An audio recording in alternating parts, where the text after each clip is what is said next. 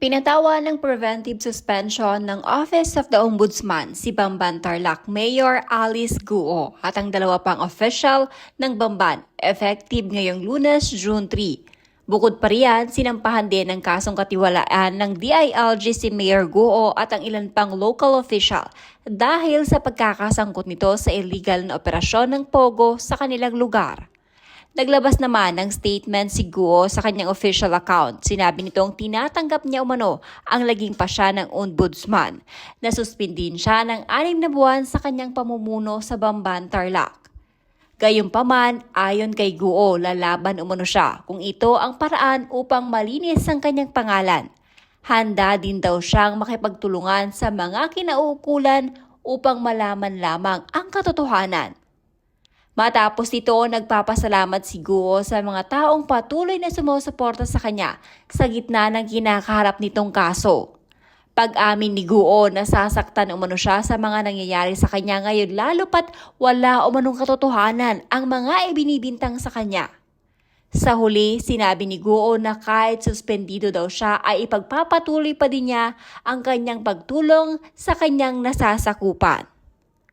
Mga minamahal kong kababayan sa Bamban, ngayong araw na ito, nakatanggap po ako ng isang order mula sa ombudsman na naglalayong isuspindi ako ng 6 na buwan.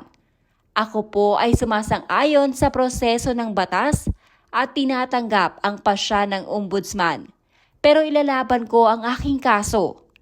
Nais ko rin pong iparating na wala akong kasalanan at tapat akong nagsisilbi sa ating bayan at mamamayan.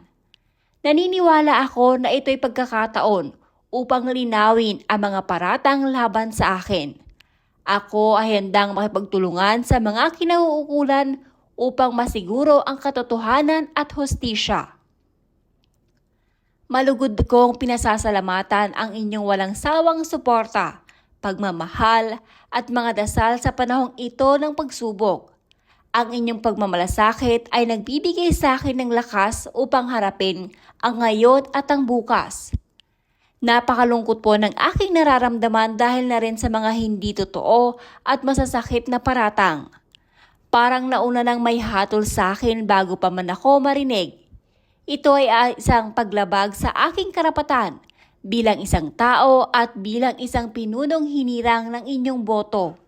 Gayunpaman, hindi ako susuko at patuloy kong ipagtatanggol ang aking integridad at pagkatao. Ako ay titindig para sa katarungan at para sa mga taong maaaring mawalan din ng kanilang mga karapatan. Magsasalita ako upang mailabas ang katotohanan. Patuloy akong mananalangin na ang kabutihan ay mananaig laban sa kasamaan. Nais kong ipaabot sa inyo na hindi ako magsasawang maglingkod sa inyo sa lahat ng oras, lalo na sa mga nangangailangan.